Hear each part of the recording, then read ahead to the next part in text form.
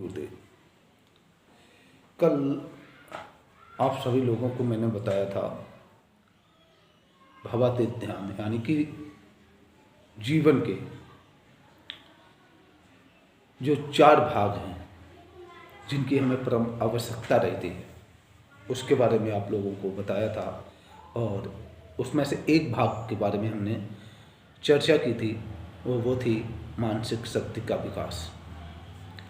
उसमें कुछ छूट भी गया था क्योंकि वो बहुत सी बातें हैं ऐसी जो आपको बताने लायक हैं और बहुत सी बातें ऐसी हैं जो छूट जाती हैं।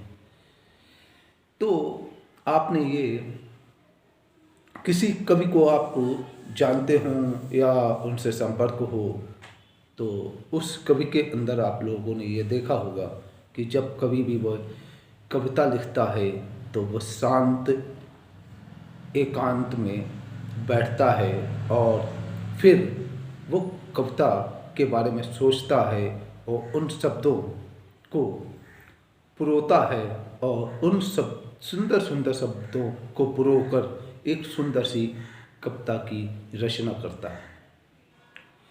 वो ऐसा क्यों कर पाता है?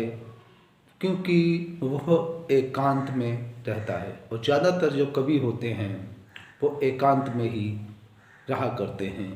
और जो हमारे वैज्ञानिक हैं जो रिसर्च करते हैं, आविष्कार करते हैं, आविष्कारों में लगे रहते हैं, तो वो भी एकांत में ही रहते हैं क्योंकि एकांत में ही हम रचना कर पाएंगे और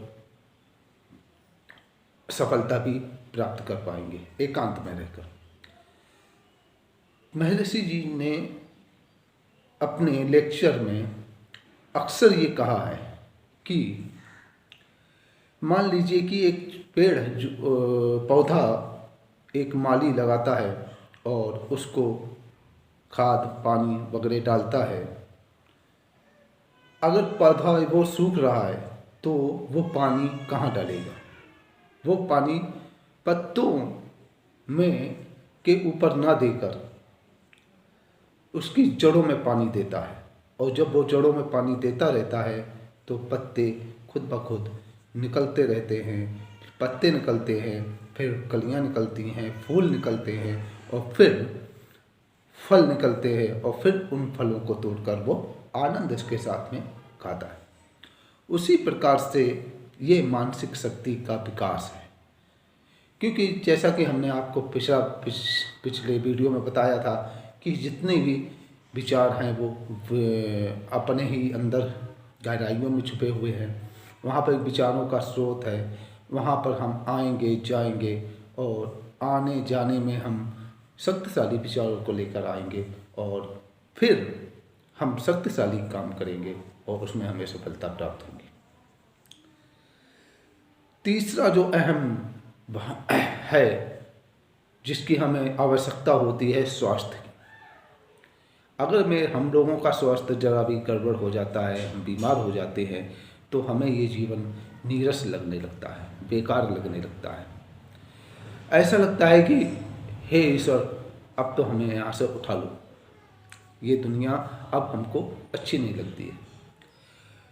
हम लोगों ने जो स्वास्थ्य की जो अर्थ है उसको हमने कई प्रकार से परिभाषित किया है, लेकिन जो हमारे वेदों में स्वास्थ्य का जो अर्थ है वह अर्थ बिल्कुल अलग है और वो अर्थ है स्वयं में स्थित हो जाना, स्वयं में स्थित। और जो व्यक्ति स्वयं में स्थित हो गया उसका स्वास्थ्य हमेशा के लिए सही हो गया। स्वयं में स्थित होना क्या है कि हम अपने मन को उन गहराइयों तक ले जाएं। जब हम अपने मन को उन गहराइयों तक ले जाएंगे तो मन की जो चंचलता होती है, मन का जो भटकाव होता है वो खत्म हो जाता है और हम स्वयं में स्थित हो जाते हैं। जो हमारा जो ये भावातीत ध्यान है वो कई जो रोग होते हैं उनमें भी फायदा करता है। जो हम लोगों को अक्सर सभी लोगों को कब्ज रहती है, जो हमारा नर्वस सिस्टम है, जो पाचन तंत्र है, वो सारी बीमारियां जो होती हैं वो पेट से ही उपजती हैं। ऐसा डॉक्टर भी बताते हैं, वैज्ञानिक भी बताते हैं, और हमारा जो वेद है, वो मेरा वेद भी, आयुर्वेद भी यही बताता है कि सारी बीमारियां जो होती हैं पेट से ही उत्पन्न होती हैं। तो हमारा जो नर्वस सिस्टम है, हमारी जो पाचन शक्ति है, वो ठीक होनी चाहिए, जिससे हमारा जो भोजन है वो अच्छी तरह से पच पाए और हमारे इस शरीर में उसका लग पाए और इस शरीर को ताकत दे। तो हमारा ध्यान जो होता है, भावातीत ध्यान, वो पाचन शक्ति को मजबूत करता है।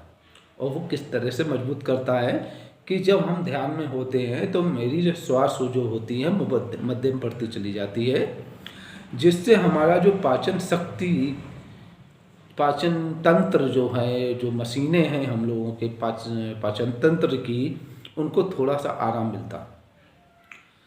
और उनको जब आराम मिलेगा, डेली थोड़ा थोड़ा करके आराम मिलता है, तो वो फिर दोबारा जब काम करते हैं तो वो अच्छे तरीके से फिर काम करते हैं। क्योंकि अगर व्यक्ति किसी में कोई जैसे मजदूर होता है, वो लगातार काम करता रहता है और फिर वो थक जाता है। थकने के बाद वो 10 या 5 मिनट आराम कर लेता है एक पेड़ की छाया में, और फिर 10 मिनट के बाद उसी काम को, उसी शक्ति से वो फिर दोबारा करने लगता है। उसी प्रकार से ये हमारे पाचन तंत्र की जो मशीनें हैं, वो भी उनका भी यही कार्य होता है। उनको थोड़ा सा आराम मिलता है तो फिर पुनः उसी शक्ति के साथ में फिर पुनः वो अपना कार्य करने लगती हैं। उसी जिससे हमारी पेट की जो के रोग होते हैं वो खत्म हो जाते हैं, जैसे कब्ज है और भी कई चीज़ें होती हैं। इसी प्रकार से हमारा जो हृदय है, हृदय एक शरीर का अभिन्न अंग होता है, जो जब हम जन्म लेते हैं तब से और जब हम इस शरीर को छोड़ते हैं तब तक ये शरीर लगातार काम करता रहता है। ये जो हृदय है वो लगातार काम करता है, और अगर ये काम करना 1 सेकंड के लिए भी बंद करते तो हम काम ही करना हमेशा के लिए ही बंद कर देंगे। आप समझ रहे होंगे। तो ये बिल्कुल भी 1 सेकंड के लिए भी बंद नहीं होता है, तो इसको भी आराम की ज़रूरत होती है। जब हम ध्यान करते हैं, जैसा कि हमने पहले बताया था आप सभी लोगों को, कि ये मेरा ध्यान श्वासों की गति जो होती है उसे मध्यम कर देता है, और मन जो होता है वो सूक्ष्मता की ओर चला जाता है। तो हमारा जो हृदय है उससे थोड़ा सा आराम मिलता है जब तक हम ध्यान करते हैं।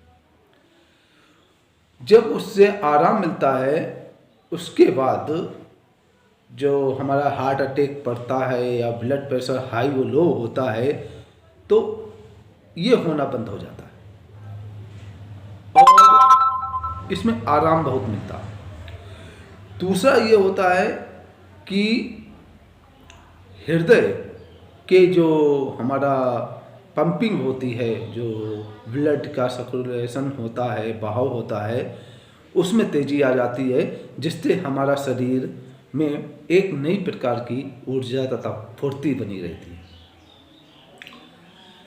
ये हमारा ध्यान जो है, इसका जो भी व्यक्ति अभ्यास करता है तो वो स्वस्थ ही रहता है।